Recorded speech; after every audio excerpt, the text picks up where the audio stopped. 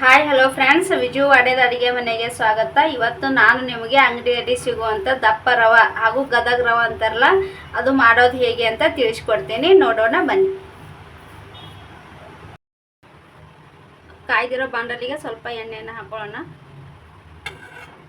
ಸ್ವಲ್ಪ ಇದಕ್ಕೆ ಜಾಸ್ತಿನೇ ಎಣ್ಣೆ ಹಾಕೋಬೇಕು. ಗದಗ ರವೆ ಇರೋದ್ರಿಂದ ತುಂಬ ಚೆನ್ನಾಗಿ ಸ್ಮೂತಾಗಿ ಬರುತ್ತೆ.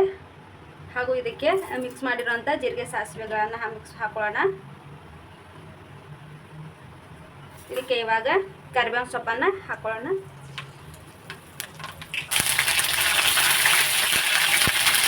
ಹಾಗೆ ಇದಕ್ಕೆ ಕಟ್ ಮಾಡಿರುವಂಥ 3-4 ಹಸಿಮೆಣಸಿನಕಾಯಿಯನ್ನು ಹಾಕೊಳ್ಳೋಣ. ಇದು ಇವಾಗ ಚೆನ್ನಾಗಿ ಫ್ರೈ ಆಗಬೇಕು ನೋಡಿ. ಹಾಗೆ ಇದಕ್ಕೆ ಇವಾಗ ನಾನು ಕಡಲೆಬೇಳೆನ ಹಾಕೋತಾ ಇದ್ದೀನಿ. ಒಗ್ಗರಣೆಗೆ ಕಡಲೆಬೇಳೆ ಇದ್ದರೆ ತುಂಬ ಚೆನ್ನಾಗಿ ಬರುತ್ತೆ. ಕಡಲೆಬೇಳೆ ನೋಡಿ, ಇದು ಚೆನ್ನಾಗಿ ಫ್ರೈ ಆಗ್ತಾ ಇದೆ. ಇವಾಗ ಇದಕ್ಕೆ ಇವಾಗ ಹುರಿದು ಇಟ್ಟಿರುವಂಥ ಶೇಂಗಾವನ್ನು ಹಾಕೋತಾ ಇದ್ದೀನಿ ನೋಡಿ. ಕಡಲೆ ಬೀಜ ಅದು ಬೇರೆ ಅಂತೀರ ನೀವು ನೋಡಿ. ತುಂಬ ಚೆನ್ನಾಗಿ ಆಗುತ್ತೆ ಇದು ಈ ರೀತಿಯಾಗಿ ಮಾಡಿದ್ರೆ. ಇದು ಇವಾಗ ಫ್ರೈ ಆಗ್ತಾ ಇದೆ. ಇವಾಗ ಇದಕ್ಕೆ ಟೊಮೆಟೊನ ಹಾಕೋಣ. ಒಂದು ಟೊಮೆಟೊ ಕಟ್ ಮಾಡ್ಕೊಂಡು ಇಟ್ಕೊಂಡಿದ್ದೀನಿ. ಹಾಗೆ ಇವಾಗ ಇದಕ್ಕೆ 1-2 ಈರುಳ್ಳಿನ ಮಿಕ್ಸ್ ಮಾಡ್ತಾ ಇದ್ದೀನಿ.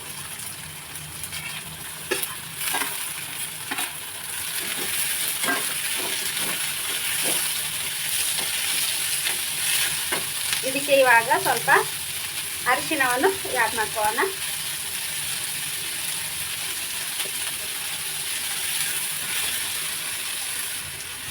ಇದು ಇವಾಗ ಬೇಗ ಬೇಯಬೇಕು ಅಂದರೆ ಇದಕ್ಕೆ ರುಚಿಗೆ ತಕ್ಕಷ್ಟು ಉಪ್ಪನ್ನು ಹಾಕೋತಾ ಇದ್ದೀನಿ. ಈ ಉಪ್ಪನ್ನು ಹಾಕೋದ್ರಿಂದ ಈರುಳ್ಳಿ ಮತ್ತು ಟೊಮೆಟೊ ಬೇಗ ಬೇಯುತ್ತೆ. ಇದು ನೋಡಿ, ಈ ರೀತಿಯಾಗಿ ಫ್ರೈ ಮಾಡ್ಕೋಬೇಕು. ಚಾಕ್ನ ಸ್ಲೋ ಫ್ಲೇಮಲ್ಲಿ ಇಟ್ಕೊಂಡಿದ್ದೀನಿ. ಹಾಗಾಗಿ ಸ್ವಲ್ಪ ನಿಧಾನವಾಗಿ ಬೇಯಿಸ್ಕೋಬೇಕು ಇದನ್ನು ನೋಡಿ. ಇದು ಇವಾಗ ತುಂಬ ಚೆನ್ನಾಗಿ ಬೆಂದಿದೆ. ಇವಾಗ ಇದಕ್ಕೆ ನಾವು ಏನು ಮಾಡೋಣ ಅಂತಂದರೆ 2 ಗ್ಲಾಸು ನೀರನ್ನು ಮಿಕ್ಸ್ ಮಾಡ್ಕೊಳ್ಳೋಣ. 2 ಗ್ಲಾಸು, 1 ಗ್ಲಾಸು ನಾನು ಗದಗ ರವೆನ ತಗೊಂಡಿದ್ದೀನಿ. 2 ಗ್ಲಾಸು ನೀರನ್ನು ಆ್ಯಡ್ ಮಾಡ್ಕೊತಾ ಇದ್ದೀನಿ. ಇದಕ್ಕೆ ಇವಾಗ ನಾನು ಸ್ವಲ್ಪ ನೋಡಿ ಬೆಲ್ಲವನ್ನು ಆ್ಯಡ್ ಮಾಡ್ಕೊತಾ ಇದ್ದೀನಿ. ಬೆಲ್ಲ ಹಾಕಿದ್ರೆ ತುಂಬ ಚೆನ್ನಾಗಿ ಬರುತ್ತೆ. ಹಾಗೂ ಉಪ್ಪಿಟ್ಟಿಗೆ ಸಿಗುವಂಥ ಸಾಂಬಾರು ಪುಡಿನ ಯೂಸ್ ಮಾಡ್ತಾ ಇದ್ದೀನಿ. ಸ್ವಲ್ಪ ಹಾಕೊಳ್ಳಿ. ಹಾಗೂ ಇವಾಗ ನಾವು ಇದಕ್ಕೆ ಕೊತ್ತಂಬರಿ ಸೊಪ್ಪನ್ನು ಆ್ಯಡ್ ಮಾಡ್ಕೋಬೇಕು. ಮೇಲ್ಗಡೆ ಹಾಕಿದ್ರೆ ತುಂಬ ಚೆನ್ನಾಗಿ ಬರುತ್ತೆ ನೋಡಿ.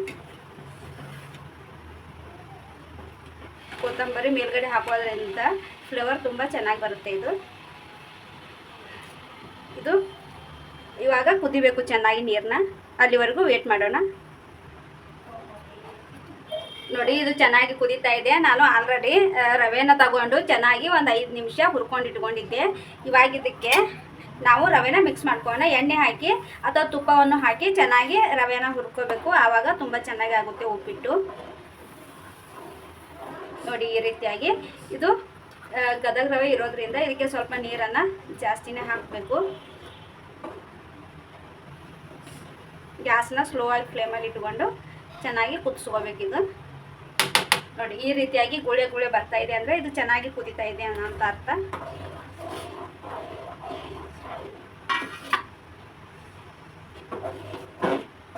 ನೋಡಿ ಎಷ್ಟೊಂದು ಚೆನ್ನಾಗಿ ಬರ್ತಿದೆ ಇದು. ಇವಾಗ 1-2 ನಿಮಿಷ ಇದ್ದ ಮೇಲೆ ಮುಚ್ಚಳ ಮುಚ್ಚಿ ವೇಟ್ ಮಾಡೋಣ.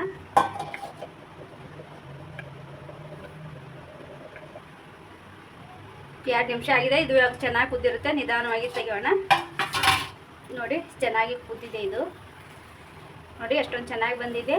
ಈ ಉಪ್ಪಿಟ್ಟಿಗೆ ಸ್ವಲ್ಪ ಎಣ್ಣೆ ಜಾಸ್ತಿ ಹಾಕಿದ್ರೆ ತುಂಬ ಚೆನ್ನಾಗಿ ಉದುರು ಮೆತ್ತಗಾಗುತ್ತೆ ಇದು ನೋಡಿ.